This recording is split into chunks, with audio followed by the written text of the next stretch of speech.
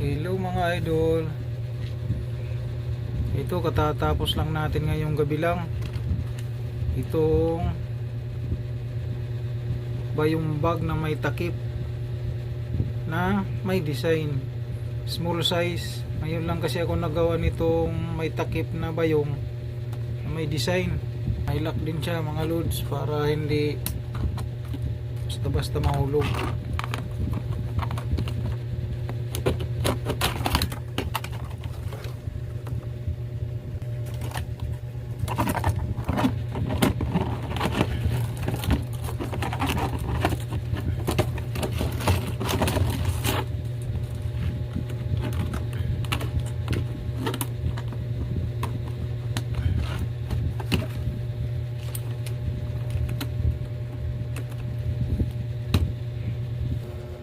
Thank you for watching.